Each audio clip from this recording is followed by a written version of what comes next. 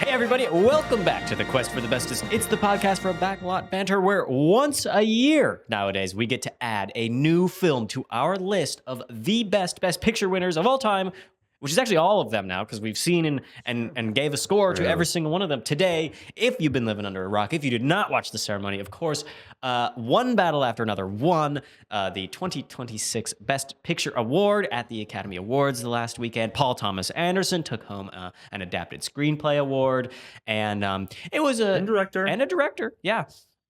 Wait, he didn't win director. Yeah, no, he did. Yes, You're right. I get it confused. Okay. Yeah. Yes, he did. Director, writing. One battle after another won Adapted Screenplay, Best Director, Best Editing, Best Casting, and Sean Penn won Best Supporting Actor. And it won cinematography. No, it didn't. No. I am forgetting one, though. No, Sinners definitely won. Cinematography. Autumn Durrell. Oh, yes. Big win. Yes, it's picture. I said picture. Picture, director, screenplay, supporting actor, casting. Oh, I did forget picture, didn't I? Yeah. It got 6. It got there we 6. go. We got Sinners it. got 4. Six it got awards. 6. Yeah. Yes. Glad we got that sorted. We're here to talk about the ceremony, what this means, and to place that film on our big giant list, see where it goes, who it stacks up against, what films it's alongside. Since we don't really have a plot to talk about, you probably watched the movie. We already did a review on that. We're not really going to be weighing the pros and cons of this one, just kind of discussing the zeitgeist and the feelings surrounding this post-Oscars moment. But we do have to, every episode, go to our commenters because we deeply value their insight and input. And so, Abram, if you have anybody who'd you like to shout out, now's the time. Let us hear what they're thinking out there. Can I be 100% honest with you, Timo? You I didn't remember to look. What? We're gonna pull one off the dome here. Timo, can I be 100% honest? Oh yeah, sure. I don't know how to distribute a podcast. No.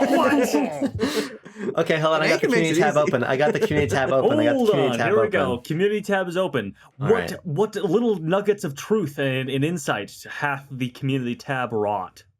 Okay, let's go to Jay Galindo 46, wonderful, treasured child and ally of Quest for the Bestest, on our review of F1, which is aptly titled "Give Timo His Flowers" here. F1 : the movie : the review : the podcast. Yes. Jay Galindo says the following: I don't know if this makes sense, but a sport like F1 that is more, quote, fun to watch for all the technical aspects and strategies rather than the racing itself. He doesn't know. That idea truncates there. We move to the next line, and it says, I think a Moneyball type movie would have been much more interesting, but would have made a lot less money. Still a fun movie to watch. 3 thumbs up. Again, who didn't earn the thumbs up? We don't know. Ooh, that's a great point. We don't know. Well, this isn't the first time that this has been raised with Jay Galindo. But also, it is rare, but people can be born with a third arm, and so maybe Jay Galindo has a third arm, and that's just what their thumbs up is. Here's something that occurred to me. Here's something that occurred to me last time this came up, because there was another commenter who gave us only 3 thumbs up, and we were like, who didn't get the thumbs up? And now you can call me a dirty commie if you would like, okay. But to my ears, I'm like, we are in this as a collective, and so we must share the 3 thumbs up. It's a 3 thumbs up for the 4 of us, so we all get a fraction of a thumbs up at that point. What, 0.66? I just checked. It was Jay Galindo who gave us the 3 thumbs up previously. It was on the One Battle video. Oh, so we're up to 6 now. Some of us get more than 1. Okay, wonderful. I want to hit escape velocity and get out of the fucking comment section. However, I do want to just note one other quick comment here. Mm-hmm. Absolutely. In what is maybe our most embattled comment section for Quest for the Bestest, because we've yet another comment on the go-between. Jesus Christ. This comes from Boduca J, who says Star Wars his character name. Yeah, Boduca J. Says his extended family. Oh, okay. Boduca J's extended family. No, this is the comment. Here we go. His extended family, ? Oh, I see. Next part, all caps. One affair. Period. Good Lord. You know, it's been a minute. I don't get the reference anymore. I think again, let's be clear. I was asleep for half of the Go-Between then. I sure as hell don't know the plot of the Go-Between now. But I think that the implication of this comment is that we are mischaracterizing somebody in the movie on the basis of them having one affair. I think this is a criticism of our interpretation of the events of the movie. It is certainly a criticism of our thoughts on the movie and thoughts and interpretation of the movie, as is most of the comments on that video. It's a Quest comment, isn't it? It's a Quest comment, after all. It's a Quest comment on a movie that came out before like 1980.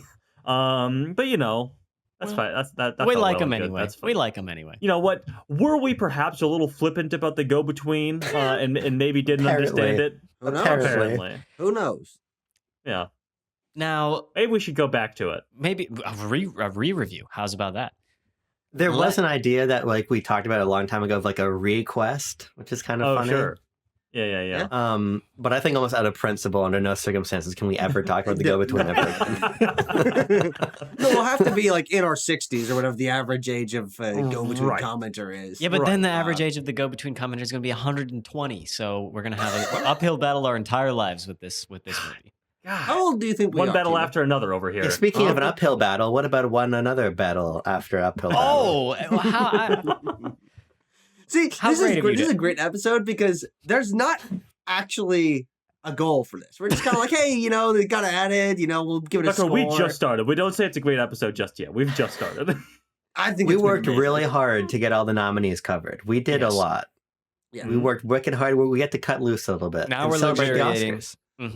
But let's place one battle. That's the first order of business. That's top of the first order of business. If you recall from when we ranked this movie, when we reviewed it, we gave it an average score of 9.5. I'll just quickly remind you of what everybody gave it for full transparency's sake. Tucker gave it an 8.7. And then, oh my God, I'm at the bottom of this. I got to memorize what the order is of who's on what. Tanner and Abram gave it a 10.0 flat, and I gave it a 9.1. So 9.5 is the average. Let's move it up to its place now. 9.5, I think, has some ties on this big, giant list of Best Picture.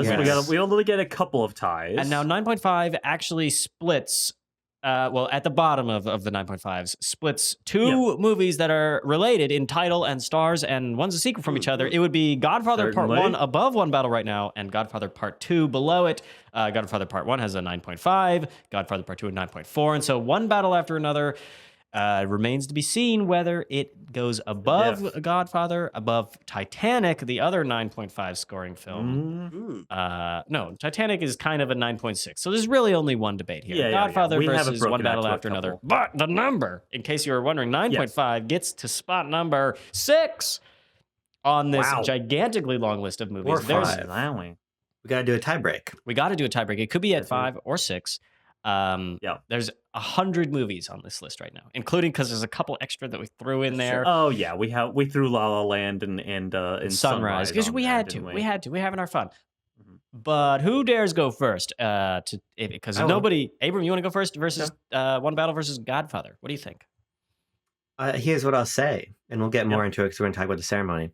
One Battle After Another is my favorite movie that's ever won Best Picture. Okay. So obviously I go above. Okay. Wow. One Battle After Another is a great film, a perfect film even. It's not as good as another perfect film, The Godfather. One Battle After Another has to go below The Godfather.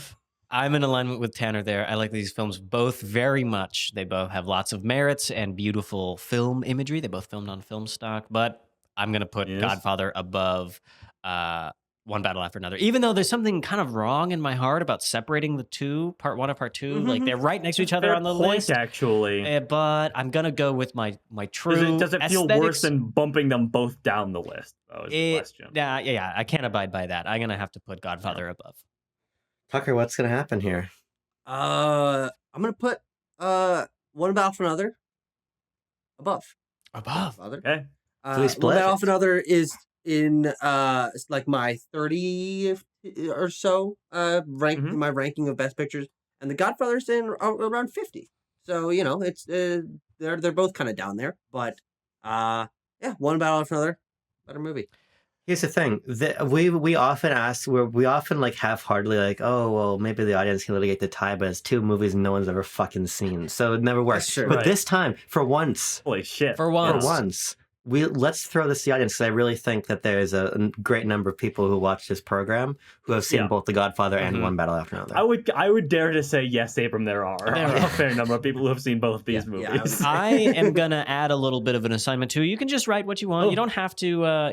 Here's the official call for votes. Vote down below what you think should go where, One Battle or Godfather, which order they should go in. But I want to know why. You don't have to, but just for my curiosity's sake, what's your reasoning behind picking one over the other?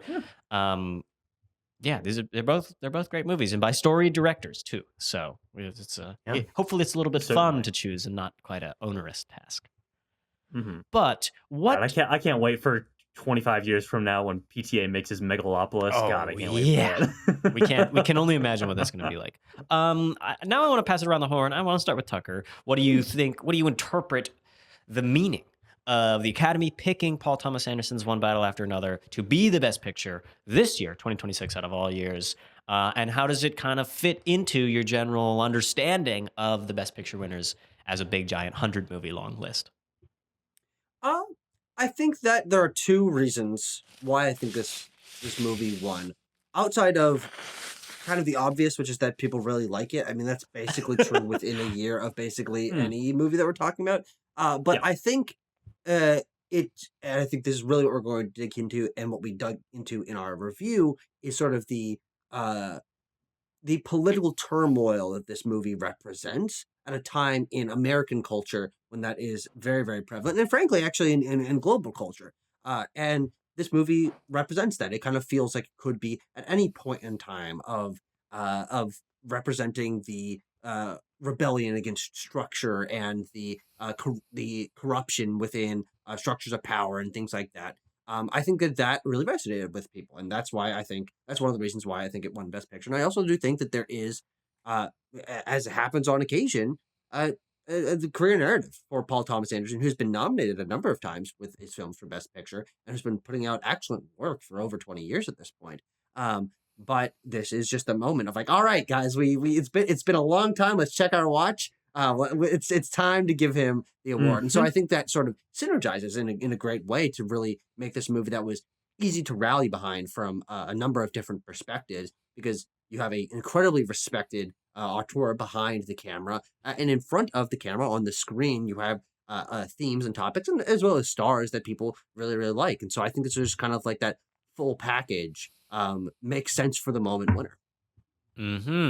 Abram, what do you make of it all?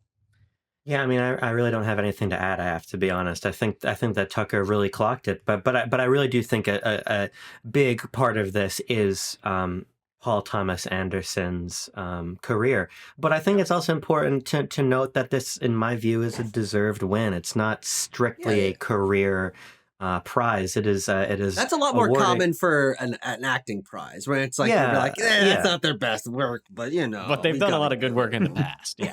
Yeah, this is awarding somebody who's done a lot of good work in the past and is still doing excellent work right now. And so I think that that's really great. The only thing I would add, really, beyond what Tucker said, is that I really like this moment when PTA was speaking about winning Best Picture, because obviously this has been quite a contentious race insofar as there's a lot of beloved movies in it, but specifically it in Sinners. And PTA made this point about the 1975 slate of Best Picture nominees, and he said that there's what he said is that there's not a best movie among that group. There is only the one that the people like the most in that moment, and that they're all great and they're all in conversation. And I really like that, because I think that's very much true. We were, as we were getting a little loose at the end of the last episode celebrating being done, we were sort of reflecting back over sort of the pools of nominees we've looked over for the last 5 years. And saying which ones are some of our favorites. And I have to say that actually, the more I reflect on it, the pool of movies we just went through, there's very few that I don't have a very high opinion of. And so I think that it was nice for PTA at this moment when he was finally up there, finally winning these awards, to also take a moment to step back and say, hey, look, I'm one of many excellent artists who was this close, and I just happened to be able to cross the line. So Yeah, I think it's a very great win here, Abram. Yeah. But Godfather Part 2 won in 1975, correct? Well, he was talking about the movies that came out in 1975. Yeah, so sort of this like historic, legendary grouping of 5 films from 1975 that pop quiz hot shots. Can you name those 5? I'm looking at them right here, so I'm ineligible. Oh, okay. Jaws, I know, obviously. Jaws was nominated for Best Picture. Yes. What film that I just watched the week that I thought was absolutely tremendous? Mm-hmm. Dog Day Afternoon was nominated. Dog Day Afternoon was nominated amongst those. The others were, of course, the winner. Ultimately, one flew over the cuckoo's nest, not one that flew after another. Nashville and Barry Lyndon were the other nominees. Indeed. Well, and then the year prior also had great films like Godfather Part 2, The Conversation, and Chinatown. So yes. Yeah. But I guess I'll hop in next and say, Abram, I agree a lot with, of course. I agree a lot with what Tucker said, but the idea of this trying to break past the film Twitter Super Bowl side of the Oscars, that the Oscars can be both a competition that's fun to bet on and fun to compete with your friends about who's going to get the most and who, like, my favorite movie's going to win. But like that ultimately, I'm going to go right back to the beginning. It's the combination of art and business. And so the celebration of the 2 frontrunners this year were 2 films that were very much beloved, very much deserving each. And, it just happened to be one battle, but I think I would have been just as smiley and just as happy had Sinners won too. Maybe a little more, but I do really enjoy One Battle. And just like that PTA is up there on stage being like, let's all recognize each other. And you see this from time to, like, many speeches in, especially given that there was the tie at this ceremony for the shorts category, which is just good. I mean, you hope that Conan writes in that, I think he ad-libbed the line afterwards, joking about the shortest films having the longest awards. Had to be ad-libbed. Had to be. But just that there was an air of celebration of the many different people who all worked very, very hard, and we're all celebrating each other. Who whether it was Jesse Buckley or Tiana Taylor or many. I'm mostly thinking about actors, I guess here, but yeah. I mean, one thing that I saw, a take that I saw on some podcast leading up to the ceremony was this.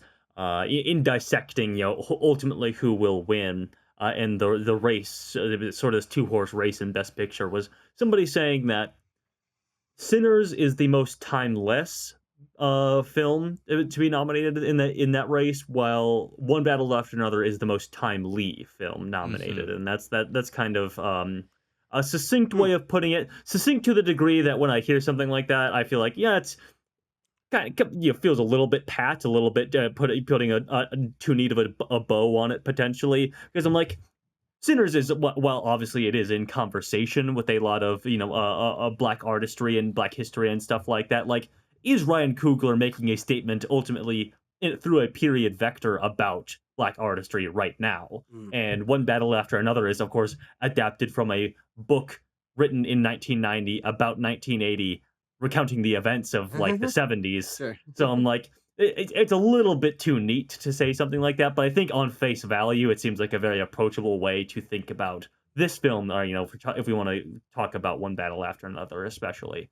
But no, I think it is absolutely finally the anointment moment for Paul Thomas Anderson by the Academy. He had, of course, 11 Oscar nominations across producing, directing, and writing before this film, and now came away with 3 after Sunday night. So absolutely a moment for him.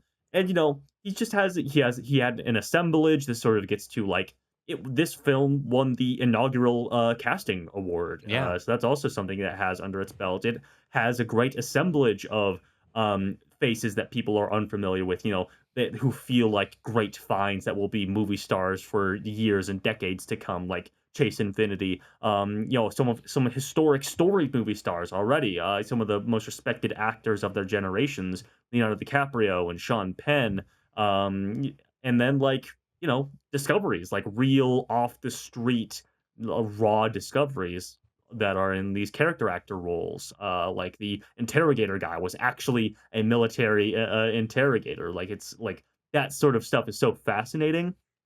And it feels like a really electric moment for PTA to be wrangling all these ideas, certainly adapting a Thomas Pynchon novel of all things, and also, just sort of strapping those all into what is a really exciting, electric, propulsive, funny, and incisive and dark 2.5 hour action thriller comedy kind of thing. It's a great feat of filmmaking, and it was certainly awarded as such. Let's quickly go through the awards that One Battle won, and we can make any special notes. So, Best Picture, we talked about that. Best Director for PTA. Any special anything's pique your interest there, or is it just like, yeah, yippee, Paul, like go, good job winning this time around?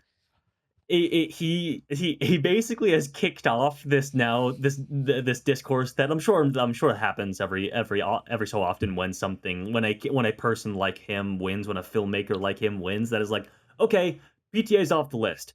Who is like the next overdue filmmaker who has never won Best Director? Yeah, I've seen lists of 5 or 6 people thrown out there, like Quentin Tarantino. It's like Quentin Tarantino has won Oscars, never won Best Director. Like, is it overdue for him? Spike Lee has won an Oscar, never won Best Director. Is it is it his time? And PTA was on that list for a long time. I mean, good lord, how old is the guy? Does anyone? Good lord. Good lord. Good lord, how old is the guy? He's not that he's old. Not super old, no. He's 55. I had it in my head that he was 60. He's 55. So he's not he's got a lot of years. He's got a lot of films left in him. He's just so young in all these videos that you see of him being bold and brash from the late 90s. Well, that was the thing. What was he? He was. I'm like, he kind of looks like me. I'm not that old, and he's winning Oscars at the same age. Like, oh my lord. If we're doing the math here, how old was he? When he was in his mid-20s making Boogie Nights? Boogie Nights, yeah. Yeah, he was like 27 or 28 when he made Boogie Nights, and like 30 when he made Magnolia. Yeah, very young. Crazy stuff.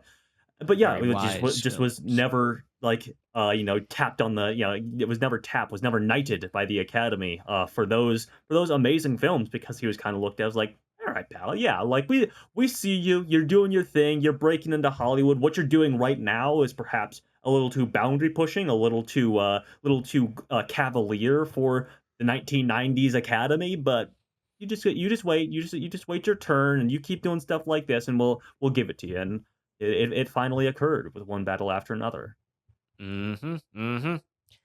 Next on the list, Sean Penn for Best Supporting Actor. He did not show up to the ceremony. Yeah. Why do you think that was? You think he didn't want to? Well, we actually know why, but what's the joke? We know why. We know what he was doing. We know what he was up to. But. He was in Ukraine, hanging out with Vladimir Zelensky, who has become a close friend and confidant of him over the last several years. I believe Sean Penn has gifted now his first 2 Oscars to Zelensky, and will presumably gift this third one to Zelensky as well. Servant of the people, baby. That's very interesting. That is very interesting. I don't really know what to make of that, but I guess good on you. It's yours. It's your Oscar to do with what you please. I mean, he just is who he is at this point. It's just like, there's a lot of talk that I was saying, I think I was sharing it around the Discord as we were all kind of watching it live.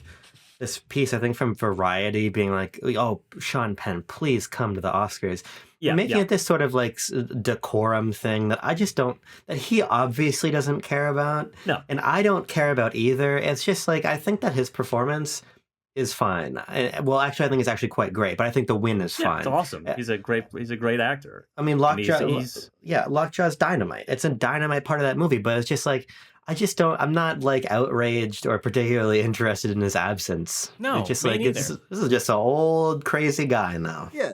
Yes. I think people place too much emphasis on the ceremony itself, the wins, the quote unquote losers, that kind of thing, when ultimately all of this stuff is people living their lives and intersects in these ways. And yeah, Sean Penn, like, this is who he is. Like, he shouldn't have, like, he's an artist. He should be able to do what he wants and shouldn't have to be pushed into this, because him being who he is what makes him able to do the great performances that he's been doing for 30 years that the Academy has recognized many times. Mm-hmm. And for me, Lockjaw is, I mean, I have some other performances of his that I really like.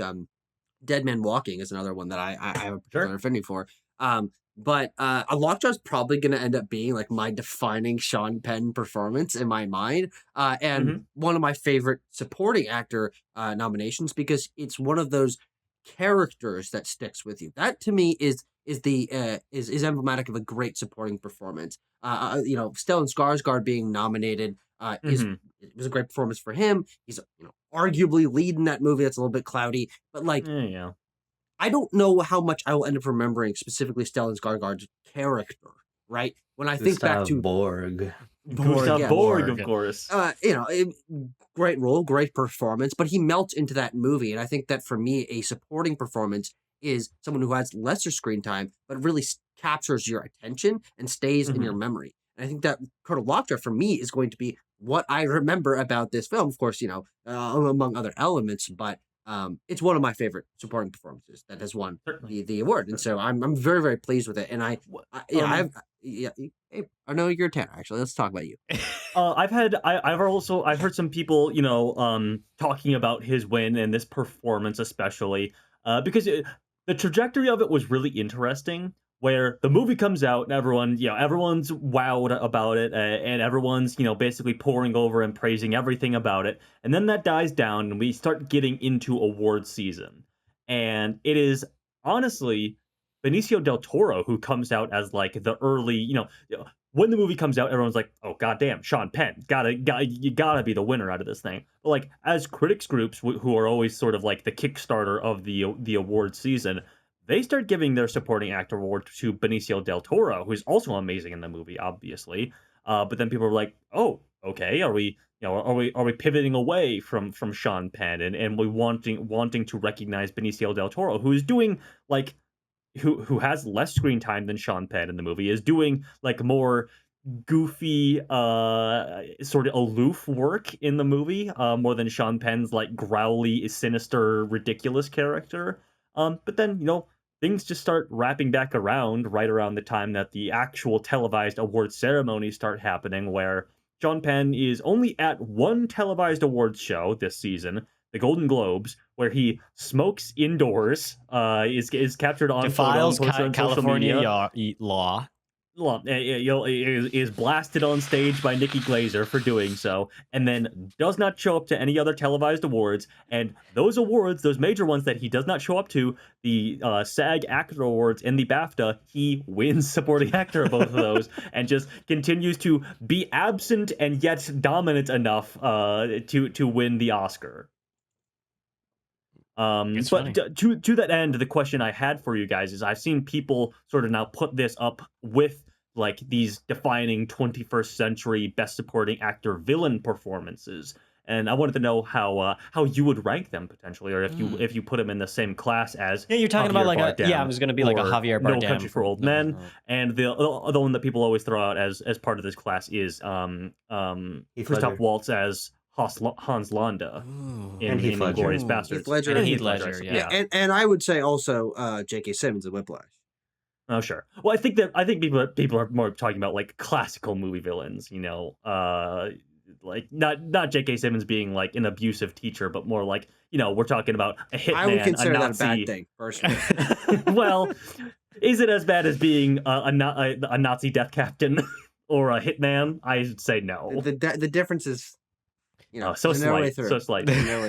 But would you guys put him amongst that class? Oh, for sure, amongst. I don't exactly know where, but yeah, these are the names you shouted out were all the ones I was thinking of. With like, he definitely goes into that canon right away. I mean, just that level of panache and the aura that this guy has on screen is that similar, a character that you're so fascinated with his very inclusion. You're like, why is this guy in this movie? And then you like, as the more you watched, the more you sort of understand the you're like, why? And then you're like, okay, I kind of get it, but it makes me question why even some more. And but it all pays off in the performance, and kind of I guess usually the script direction is usually what takes me to like really love these antagonist side characters.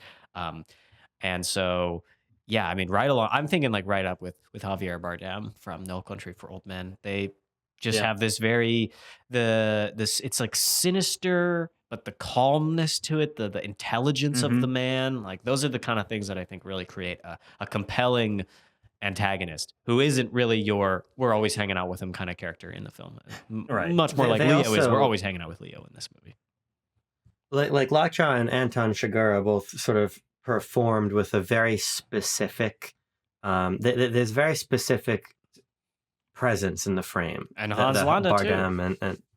And but I think the other thing that, and maybe it's also just like my anti-Tarantino sentiment bubbling up inside of me, but I think about like Anton Javier Bardem's character in No Country and Lockjaw as having very specific quotable lines, having very specific affectations, moving in very particular ways. They are like really embodying these characters that have one foot in reality and have one foot in this very heightened theatrical presence that makes them really special. So yeah, he's up there at the top for me. Ultimately, like kind of like the personifications, the distillations of an evil that permeates the whole film, like especially No Country for Old Men, that just has like a stark evil about it, an uncaring, unflinching way that the world operates that is less so oppressive, I would say, in one battle after another, as it sort of has more flights of fancy potentially. But like when Lockjaw is on screen, he is ridiculous, of course, and Penn's performance is it can be laugh out loud funny at times, but also nonetheless very, very intimidating and imposing. I also one last thing to put Sean Penn amongst a class of folk here. He is now one of 6 other actors to win 3 Academy Awards. He is part of a very, very elite group. Of course, the record holder is Katharine Hepburn, who won 4 Best Lead Actress awards. But you want me to just rattle off some of the other actors and actresses who have won 3 Academy Awards? Here we go. Meryl Streep, Jack Nicholson, Ingrid Bergman, Daniel Day-Lewis, Frances McDormand, Walter Brennan, and now Sean Penn. Wow. Yeah. An elite cadre right there. Not bad company. No, not bad company in the least. But no, it's really interesting that like Sean Penn of all people has joined this like modern class of actors who have now reached this high. Looking at that list though, the majority of those are all people that have won 3 acting awards or 3 of this. Okay, how many of them were? Has Penn won an actor or only supporting actor? His first 2 Oscars were for lead actor for Mystic River and Milk. Oh, okay. I haven't seen Mystic River, so fair enough. Yeah. Okay. Yeah. Well, let's. Have you got anything else on Mr. Penn's angle, or shall we move on to another winner for one battle? Not that one. I want to skip the writing one and come back to that last. Let's talk about editing. Okay. The Andy Jurgensen, the editor of this film, won an Oscar for his work. I'll just go this is one where I'm satisfied because it isn't the necessarily most flashiest editing. This is like really functional cutting. I guess I just got to go back to the marquee scene in this movie, this car chase, and just this excellent pacing of it, and how we are. Well, let me put my words together. Like the speed of the vehicles and the slowness of the chase, I think, is 2 very difficult things for the editor to like wrangle and fit together and make work. There's just so many great moments in this film that have like your 4-shot sequences. It's like bang, bang, bang. I'm thinking about the Leo acting clip where he's going like, "Thank you, Sensei." But the actual scene surrounding that and the way in which we're both following all the immigration agents as they're rushing towards the safe house, and as all the do-gooders are getting the immigrants out of there, and as Leo and as Benicio are arguing and going back and forth and messing around with the phone, and like it's all these different things happening in one, and yet our understanding is so complete, and it's so riveting. I mean, there's just so many riveting moments in the film, and so it's and given that in the back of my head, I was like, man, they're gonna pick F1 for this. I was glad to see that they picked it. Yeah. I don't have anything to add. I don't have anything to add, really. I mean, I the only other thing I'd add on the car chase in particular is I think the way that sequence is edited to really make you understand the ultimate punchline of the parked car slamming into the parked car, I think is very brilliant. I think it's just brilliantly edited, and even just like some of the editing moves that call more attention to themselves, like the cut to Willa as we sort of time jump forward is very arresting. The dirty work needle drop. Yeah, absolutely. Yeah, brilliantly edited movie. I mean, it combines like the two kinds of editing that the Oscars like to recognize, basically, which is like action editing and comedic timing editing too. I mean, I just think of the perfectly timed phone arguments that Bob and Comrade Josh are having. I hate you, Comrade Josh. In our personal awards shows that me and my friends do every year on Oscars Day, sort of making it an all-day affair. I made a little 1 minute sort of brief edit of One Battle After Another, and I opened it with the Leo line reading of "Give me the coordinates now," or "Hey prick, give me those coordinates," or whatever. Like, and that's just sort of like the comedic centerpiece, and it's all about the cutting back and forth between him and Comrade Josh, and then him and the like sort of elder French 75 member now, the Greyhawk 10, exactly. Yeah. There's just tons of stuff like that. I don't know where explosions. There's gunfire. There's all sorts of stuff. I don't know where we'll fit this in later, but that mustache that DiCaprio has right now for that Scorsese movie is crazy work. Oh, brother. Oh, boy. Remind me of what it is. Is it the full-on, like, all the way around the side? Listen, I don't mean to toot my own horn, but I think it looks shockingly similar to my own. Yeah, it does. Perhaps just a little, perhaps a better groomed. I'll give him that. The difference is yours is sort of like, it's very full, but he's got the break in the middle. That's true. He does. He has a shave in the middle. He's got like the Brad Pitt. He's got the Inglourious Bastards to invoke it again. Yeah, sure. That's a good call. It's a good call. But no, we could talk about him and the ceremony as a whole after we wrap up with our specific wins. Because we got casting, and then we want to circle back to adapted screenplay. Yeah, I mean, casting is. I already sort of shouted out when I was giving my overall thoughts. Like it was the winner of the inaugural award, and will be basically 10 months from now, when the real awards prognostication starts all up again, will be like looked at as the hallmark of like, okay, what does this mean for what the Academy likes to award with best casting? Like, it will be the only example we have to predict that award once again. Because I do think it's kind of a brilliantly cast film. It's a really well cast film. I agree, but the category is still nebulous in my mind. I mean, I had friends over watching it, and I was just kind of like, how to decide what film is like, because we like VFX, that award, we can see it, and we can see the beautiful explosions and the great fire in Avatar, but we can't really see all the people that didn't make it in the movie. We don't get to see the people who weren't good enough to be picked for casting. We only get the ones.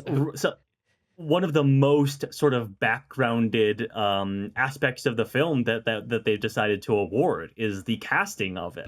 I think it's incredibly important. It is most definitely deserving to be a part of the ceremony, but it is like how the layman know what worked and what didn't. I think this was part of maybe Gwyneth Paltrow said this, in the Fab Five sort of presentation that they went with for the first presentation of this award. Is I believe she called it, or perhaps somebody on stage called it, the invisible engineering behind all films. Yes, and that's a really, really great way of putting it, because people in sort of like the Oscars hangover have dissected this a little bit more of what this award means, and like what the casting award might look like in the future. That, like, for One Battle After Another, for example, like, PTA was probably the guy who was like, I want Leonardo DiCaprio, I want Sean Penn, I want, your A-list stars. But like, there's a bunch of other people in the movie. Exactly. Everyone below, like, who's not day one on the casting call sheet is a casting director's job. Yeah, and the movie's full of them. I will say, for me, this is I think, for my taste, I think Sean Penn might have been the only award that I personally would have given One Battle in terms of like versus some of the other contenders. This is the one that, but I'm happy with a lot of the awards it won. I think it's great in all those categories. This is the one where I'm like, man, I really wish this had gone to Sinners. Because in my mind, a lot of people thought it would too. I did actually. My ballot had that. That's what I predicted. Yeah, thinking that it would be an extension of the ensemble. It'd be essentially the Oscars version of the ensemble. Sinners is a much more of an ensemble film in my mind. More characters interacting with one another, but also for me, I think, and obviously we don't have a history with this award. We have nothing really to base off, which is kind of exciting for me. What makes a good casting in a movie is if, especially like really impressive casting, is if I had not seen many of the performers in major roles before, and I was wowed by them. And I think that 70% of the cast in Sinners, it's like, that's their best role, in my opinion. And a lot of them I'd never seen before. And I am like really looking forward to seeing them as actors now. It's not to say it's an easy thing to get Sean Penn and Tiana Taylor and Leonardo DiCaprio and Benicio del Toro on board for a movie, but I've seen all of them before, and I expect great work out of them, and they turned it in again. Sinners, I was much more impressed by the casting of, because not only do you get first-time performers like the guy who's played Sammy, I can't remember his name. Miles Caton, yeah, who was like an amazing first-time performance. Also, there's a really funny clip of Coogler talking about that casting process online. He like did that. Miles went dark for a couple months and was really freaking him out during pre-production. But eventually they got him on board. And yeah, but I think that, like, again, I think that the depth of the Sinners cast and how impressed I was by so many of these performers that I'd either seen in very minor roles or not at all, that to me is very strong casting, and like it levels up all of their careers. And so for me, that's like, you know, it's a subjective, like, what do you value in casting? But that's what casting very clearly is in my mind. And so I was a little bit disappointed by the one battle. Sure. Yeah. That's fair. I mean, like, I would have gone Marty Supreme for the amount of like, like I didn't know you could get this kind of performance out of this random guy, out of fucking Penn Teller. Not Penn. His name's not Penn Teller. What's his name?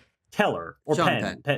Sean Penn, that's right. No, the fucking Penn and Teller guy who plays the racist farmer in that movie, or fucking Mr. Wonderful or whatever, or the fucking the fucking golden voice viral YouTube guy from 15 years ago is in that movie. Or fucking his friend with the glasses who makes the ping pong balls. They literally found him from like a drunk post on the street video. Yeah, drunk on the street from a video that was like somebody took after the Knicks won, and he was like yelling into a microphone. He was like, "Fuck your mother, the Knicks won!" Like they're like, get that guy in the movie. Absolutely. This for me is sort of what Tucker is saying, but like I think my priority is for me it's less about the discoveries, because I think that's a great, obviously an important part of star making and sort of introducing another class of stars and critical performers. But it is that Marty Supreme, uncut gems, very in the Safdie's wheelhouse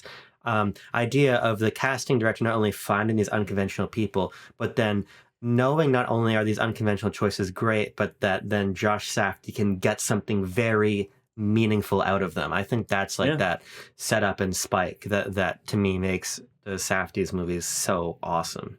Yeah. So I would have gone that way as well. Fair enough. All right, let's talk about... We talk to screenplay? Yeah, let's talk adapted screenplay. Everything that Pinchon wrote has turned into a bit of truth, and PTA has wrangled that into quite a script. You know, I've been reading discourse about the adaptation. And so this is a very interesting movie to be adapted in, well, what I've read and because I haven't read the book Vineland, but what I've been reading people on Twitter saying things, and you know, I scroll down my phone like, oh, I agree with that. No, that's a stupid take. Like, the thought that so much of this book had to be changed to make it into a movie, and a change to make it into a 2025 movie. Yes.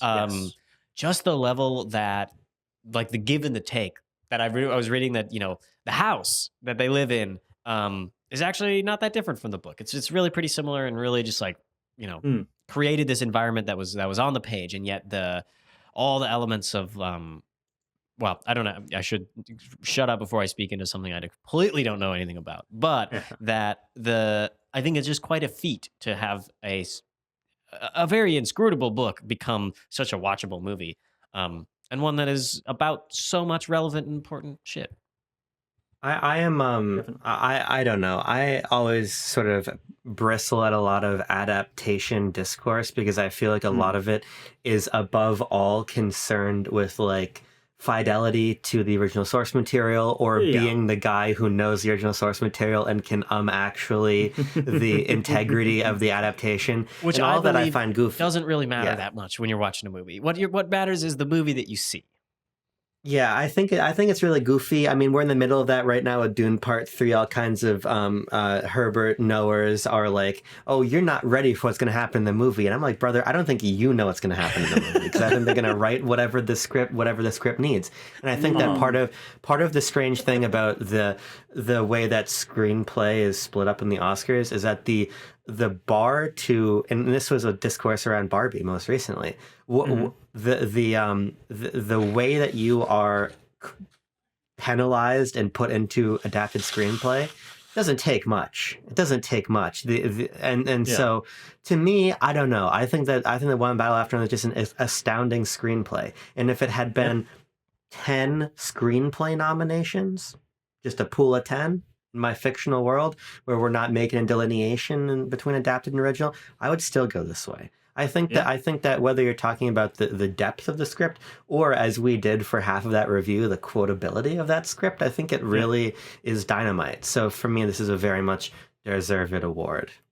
I would say so as well, definitely.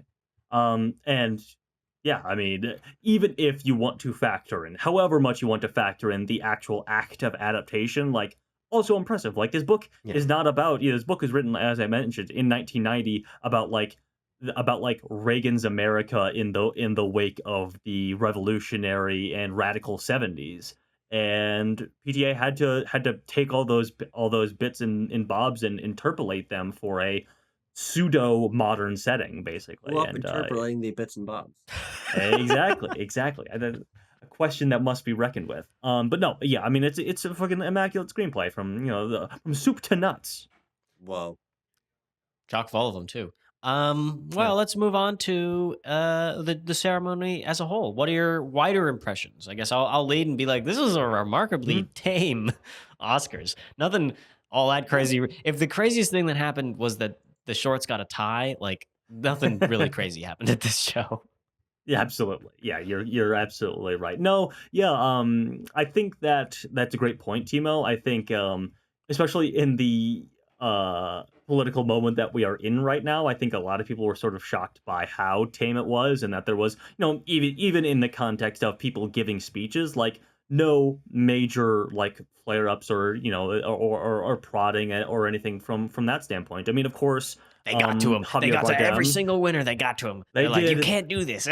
No, I don't know. Javier Bardem kind of just did the perfect version of what that is, which is like he comes out to present and he said, no to all wars and free Palestine, and then they just presented the award. Like, that's kind of the perfect way to go about that. But a lot of other people didn't, sort of bring up anything along those lines. Yeah, I thought, I was very curious to see what like PTA was going to say when he won his 2 awards, because I was like, this movie, man, is about like ICE going around kidnapping people, and that's happening, and so it's like, is that going to come up? And I thought that the kind of, I guess, the change of Anderson's attitudes towards his fellow filmmakers and all that was evident in just kind of a humble and quick speech. Certainly. Which, hey, don't let me be besmirching the humble and quick speech at the awards show. We need more of those. Did anybody have a favorite win that outside of One Battle After Another's wins?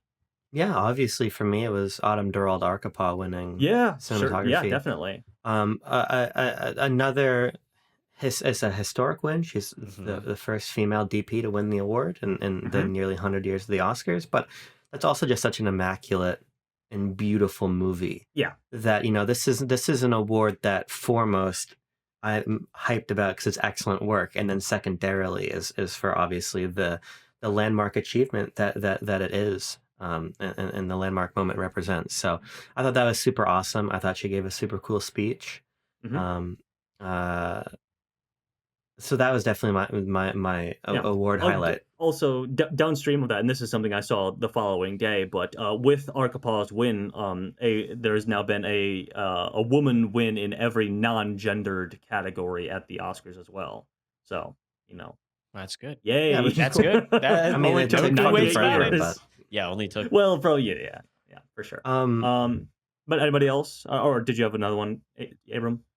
No, I don't think so, really. I think I was just going to say otherwise. I was having some conversations with my friend who subjected herself to more of the odious post-Oscars discourse than I sort of was willing to subject myself to. Mm-hmm. And we were just talking about how, like, if you are, like, paying attention, if you're maybe listening to, as some of us do, a Oscars podcast, if all of us do host an Oscars podcast, right? There's actually not that much ambiguity to what's going to happen on the night. Really, no. And like I was watching with my mom, who I think F1 is the only of the nominees she's seen, right? So it was probably goes for a lot of people, actually. Yeah, so she was just watching F1, and like I would get up to like go get a snack, and I'd be like, "Oh, just so you know, this person's going to win this next award," and she's like amazed. She's like amazed by it, and I'm like kind of aura farming my mom a little bit. But the reality is like, as I was saying to my friend, is like if you are actually dialed in, 97% of this is unsurprising 100%, which is why I find a lot of the discourse frustrating, because it's like if you were just a little bit more dialed in, you would understand what this ceremony is and isn't, which is not a justification of it, but just simply the reality of the Oscars are a very predictable body, and their shortcomings and their priorities are obvious both. And so I think that's why I'm not surprised by a lot, and I am surprised by this award because it did cut differently than people expected, because people sort of were assured that one battle was going to take cinematography, and it didn't. So something, I mean, myself included, but I'm curious now, what on your, did you guys have hand paper ballots? Did you write on a piece of paper for the ceremony?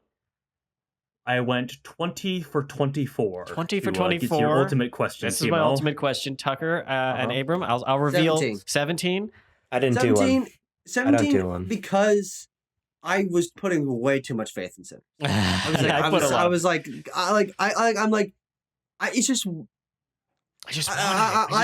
should have gone with like what Abram was saying. It's just like it's a lot of this stuff is safe, but I was like, all right, let's see what I can manifest. And so I had 15.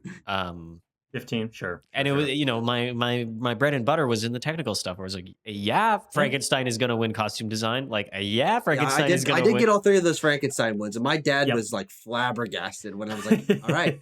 He's like, did you get that one? I'm like, yeah. Yeah, I did. And it's kind of I'll laud Guillermo del Toro's movie for that we didn't necessarily like it for its script direction and what it does with the Mary Shelley story, but I don't really have any complaints about the costumes. I don't have any complaints about the production design. Like the distance from the source material? Hang on a second now. When Abram said that, I had Vietnam flashbacks to us talking about Frankenstein, where we were like, I mean, it's just less interesting than what happens in the book. What can we say? Anyway. What can you do? What can you do?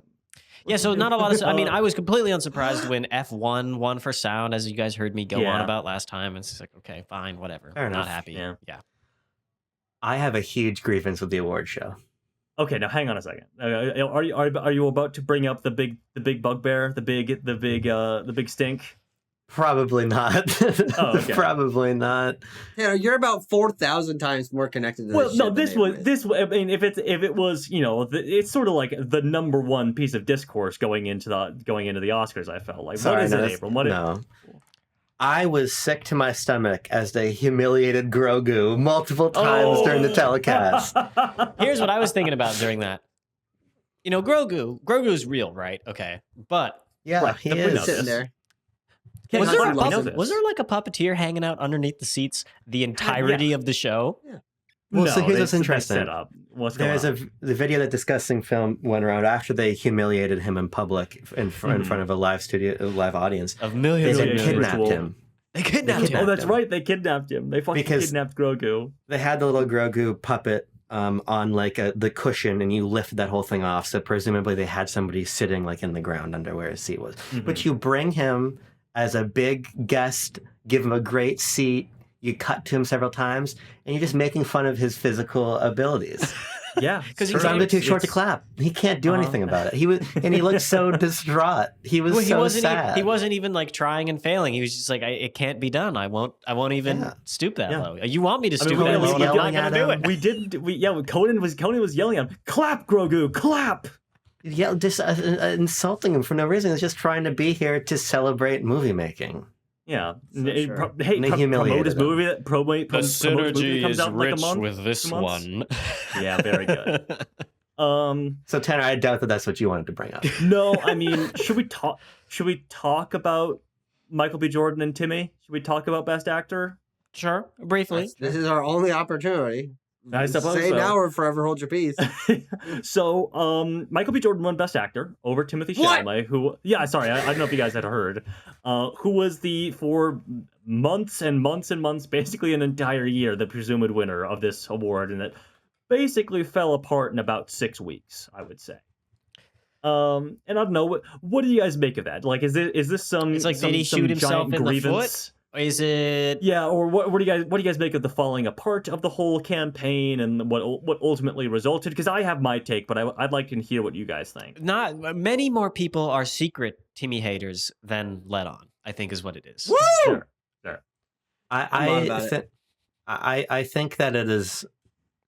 I think that you can craft very compelling narratives about the way that his affectation came off to voters. I think you can craft very interesting narratives about how his demeanor at various shows did or did not support him winning.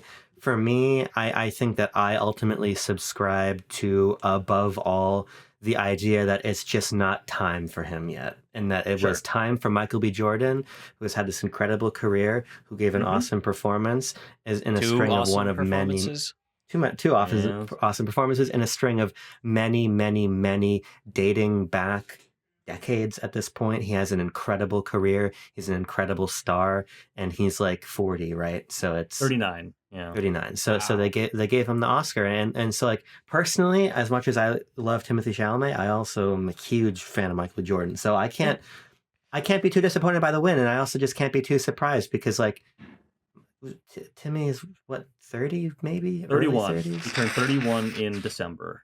Early 30s, and this is what, his third year in a row being nominated for Best Actor. He's gonna have his time. He's gonna get one. His third nomination, second year in a row. Yeah. My thing is that the Academy. Calling by your name was the other one. If you really want to know what the Academy is gonna do, no, he did not get nominated for Best Picture. Just Best Picture. Maybe this year. When he compares himself, when he inevitably compares himself to noted real-world dictator. We won't say his name. Well, I mean, at the end of our Oscars talk, I'll get to whose year I think it is, and we talked a lot about, like, the overdue narrative of PTA. But to speak to Timmy, I think that, Abram, you're broadly right.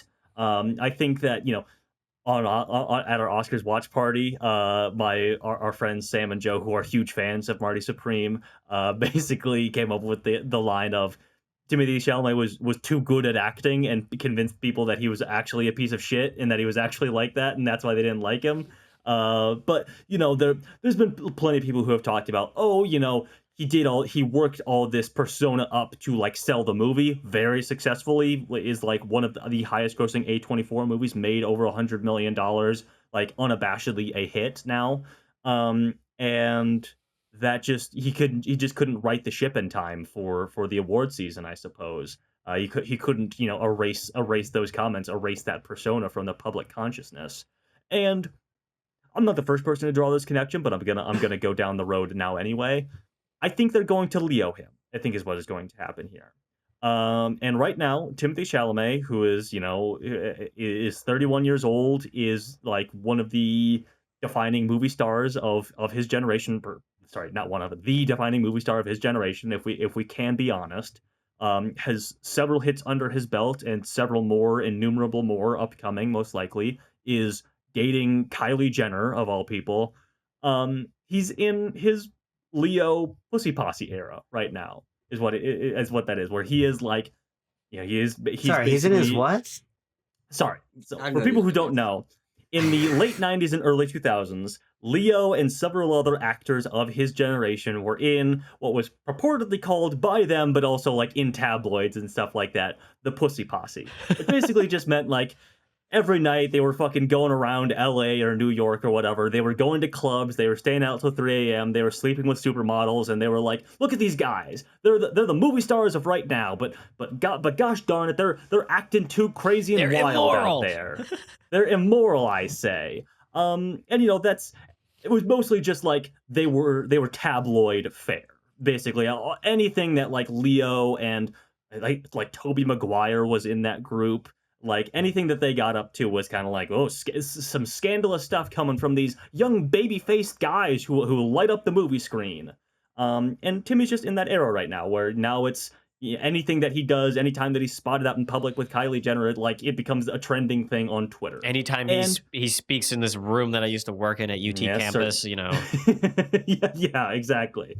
And people are just so ready to be like, when stuff like that happens, people are ready to get their knives out and be like, oh, he's a fucking jock, he's a fucking meathead, he doesn't respect the arts, he's just a rock and roll kind of guy. Like, he doesn't care about the art of acting, or to that end, he's not someone that the Academy feels they want to represent him at this point in his career. He is not someone they want to hold the torch of like, best actor, we have anointed you this time around. And like with Leo, he'll probably have to wait until he's like 40, 41, 42 years old, where all this stuff has evened out a little bit, and ultimately a point where it reaches a point where we just know less about what is going on in Timothée Chalamet's personal life. Like, that is literally what it took for Leonardo DiCaprio. It took from him being a tabloid sensation to a guy where you're like, oh yeah, he like dates 24-year-old models, and he loves yachts. Like, those are the things we know about Leo now.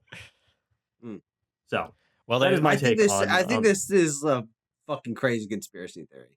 I mean, I think that he's probably going to win in the next few years just because he's really talented and he's nominated all the time, and he's going to have that early in the career, like, oh, he's been nominated a bunch, let's just give him a win. Like, I don't, like, he's a different person in a different time period. I don't really subscribe to any of it. I don't know, but also, like, the Academy doesn't give Best Actor to like these young of guys. Well, that's true. Yeah, that's where I come down on ultimately. I think it is a part of the psychology of the Oscars a little bit. And my reading on the psychology is that they're always going to give whatever award to the movie with the most of what the award is. So if it's acting, it's the most acting. If it's sound, it's the most sound. Michael B. Jordan had the most acting out of any of the actors this year, given that he played 2 roles, and that's where I'm going to draw the line. Is my explanation is it's just they just pick the most. If you want to get a safe bet in any category. I don't mean this to sound conspiratorial, like there's some cabal of Oscars who are controlling this. It's just there is. It's the voting body.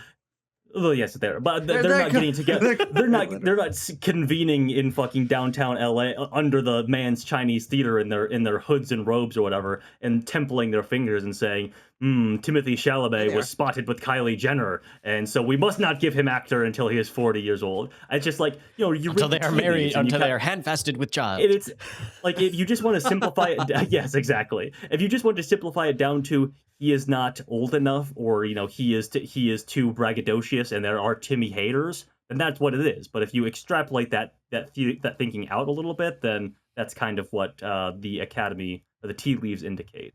Yeah, I mean, you're like the 10,000th person to say this, which is not to take away from what you're saying, but it's actually add to it of just like, this is not a uncommon idea to be shared. So it's not like people who are voting on the Oscars haven't sort of had all this go through their head.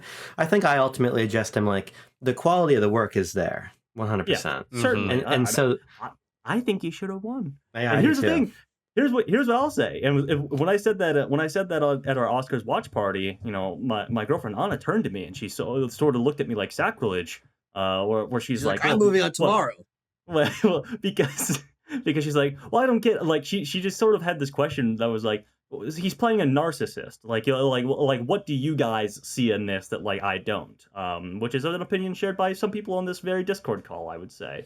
Well, and I kind of explained why I think that he's a really good embodiment of the character, but I also ultimately said this. It was like, here's the thing: at my perfect Oscars, Michael B. Jordan would have won Best Actor for Creed 10 years ago.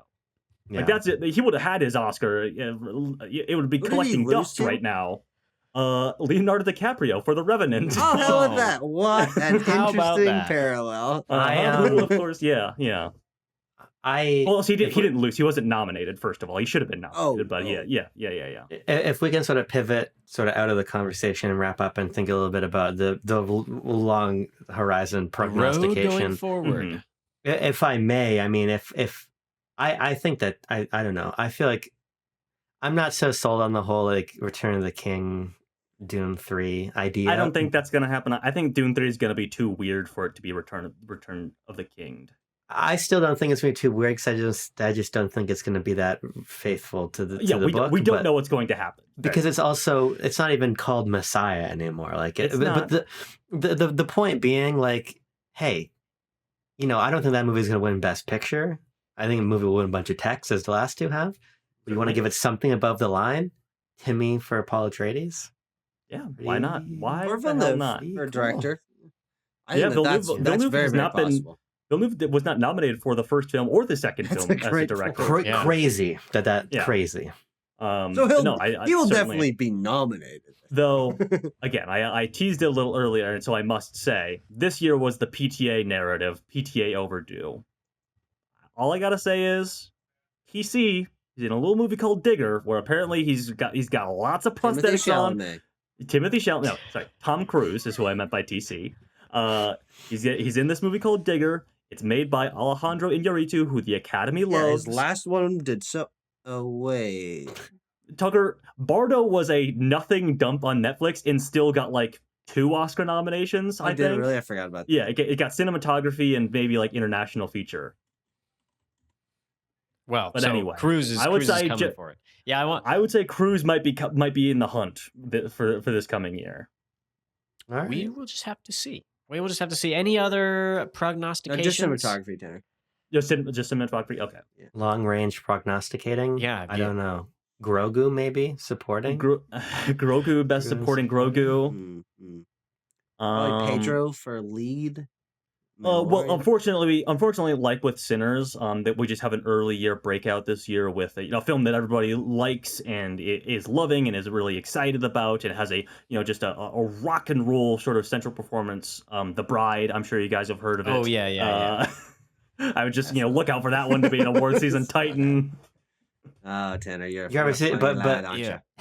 What you're obviously alluding to is Hail Mary. Is that actually an Oscar? Is that what people are saying? Mean, people are saying that now. I don't know if I fully buy it. I think people are just so animated by like, okay, Oscars are over. What's the thing? Oh, Project Hail Mary. People like this one, right? Like people are liking this, and like Sinners came out early in the year and like was a huge thing. So it's happening again, guys. It's happening again. And like I could be like sort of cynical about it because I don't think the movie is like 4.4 on Letterboxd good. But like it could get some below the line nominations. Certainly, maybe it does fucking get nominated for Best Picture. What do I know?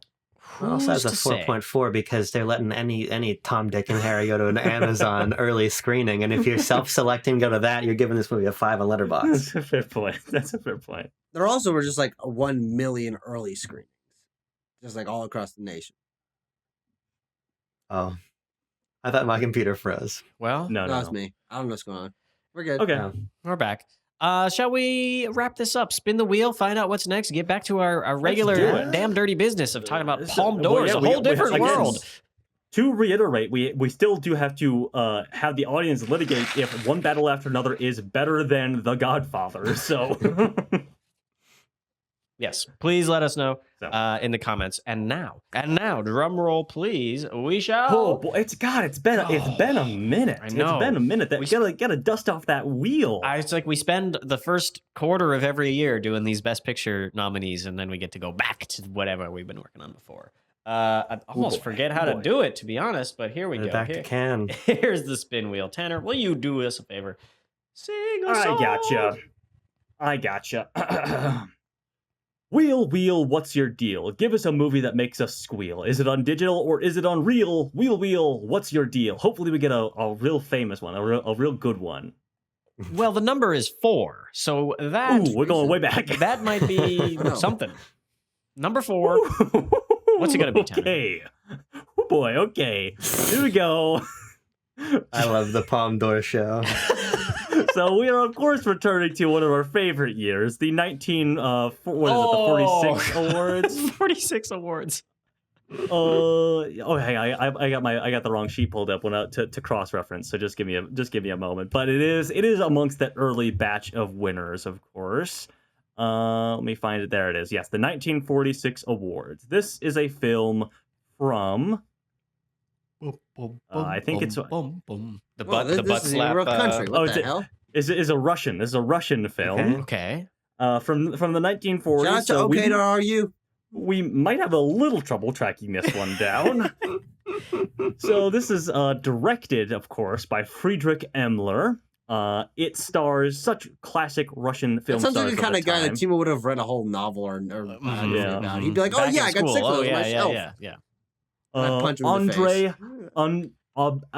Abriksikov, All right. Yuri Tulubev, and Pyotr Andreevsky. Oh, Pyotr Andreevsky. Russian. Yes, I know this guy.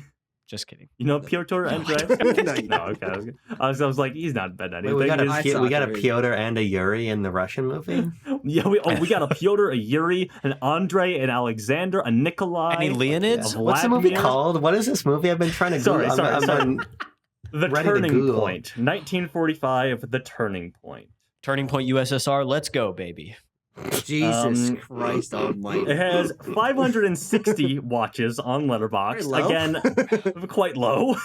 No, but that's enough to where it's like, all right, people are finding it. People are finding it somehow. So if someone can do a World War II movie. World War II movie. Yeah, quick peruse. I will give you the rundown here. The Letterboxd description. Yes. What is it? The film tells the story of those who took part in the Battle of Stalingrad. Oh crap! I got a gigantic book about this battle. Shut the hell up! Not joking, Which became a turning point in the Great Patriotic War. Well, this is history. Yes, this is the Great Patriotic War. Yeah. For 5 months, the city resisted. As represented in the end of Call of Duty 1. For 5 months, the city resisted the Nazi offensive. Surrendering Stalingrad to the enemy would have meant losing the war, but holding onto the city seemed almost impossible. So it's just a description. It's just a brief description of the Battle of Stalingrad, not about any characters or narrative that happens within. You found it. I found it. Oh, perfect. Expert on YouTube with English subtitles. YouTube with English subtitles. Beautiful. YouTube, baby. Let's go. YouTube. We love it. We love YouTube. Tanner, how long's the movie? 19 hours and 45 minutes. What? 108 minutes. That's fine. That's nice. Yeah, I'll tank it. I am. I'm gonna be excited to go back to this one. I might just crack back open. I have been off and on trying to read the enormously large novel by Vasily Grossman of the title Stalingrad about this whole dealio. I'm nowhere near done with it, and it's taken me years. Finish it by next week. So it looks like we're finishing by next week. It's like a 1,200-page book. That way we can really test this movie against the source material. Real life. Shout out to all Soviet movies on Our Vision, the name of the YouTube channel who is hosting this for us. I might be dropping a like and a subscribe on their channel. We shall see. It actually looks like really wicked clear. Like this is going to be totally. Oh, it's a fun. good transfer. Cool. It's a good transfer. It's got the English subtitle right there. I did have to laugh when I was pulling up details to figure out what country it was from specifically, though I could have guessed it was Russian.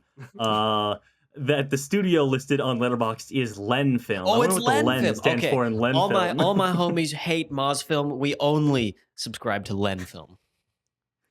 Oh boy, I'm gonna have to bring out the textbooks. I did take a class on early Russian cinema, so this is I might be a little insufferable, and I might have. We'll see. We'll see. The future is uncertain. At least we'll have something to say. This kind of seems like a 1930s All Quiet on the Western Front, but for the Russian Battle of Stalingrad. Okay. On the Eastern Front. Is it Grad or Grad? It's Grod. You can say whatever you want. You speak American, so Grogu. Stalin Grogu. All right, let's end that. Don't be combining those two guys. Grogu doesn't deserve that. Thank you. I'll end it with this terrible joke. Thank you for discussing the Oscars. We did it again. 2026 Best Picture nominees in the can. And with that, we'll be going back to Cannes with this early Palme d'Or winner, And I'm kind of excited for it. I get back in my historical bent, of which I like, and I will try to convince you guys to also like it, and we'll see what happens. So thanks for sticking around, sticking with us. Drop your thoughts on our tie in the comments. Also, I'm curious to just hear about your favorite Oscars moments, what went well, what went poorly in your eyes from this ceremony, and maybe who is the most fitted up too. If you really don't, if you're like, I just want to write a comment, I don't know what to say. That's going to do it for us. Stick around here. We're going to be continuing to talk about all the new releases on Backlot Banter, as well as these Palme d'Ors. We're going to round it out. We only got about 30 some odd films left on the list. So sometime towards the end of this year, 2026, we'll be done with the Palme d'Ors and get to move on to some other new, fun, and exciting project. But yes, until then, MTV. Oh, fuck yes. Razzies ranked. We do the best kiss movies though. We don't do the best movie. We do like the best kiss winner from every year. Razzies ranked. Nickelodeon Kids' Choice. Let's do Transformers Dark of the Moon on fucking Bestest. Dude, we got a lot of good ideas. You're just gonna have to wait and see what we do. So before I say anything else stupid, let's get out of here. Stay cool, keep warm. Peace. Peace.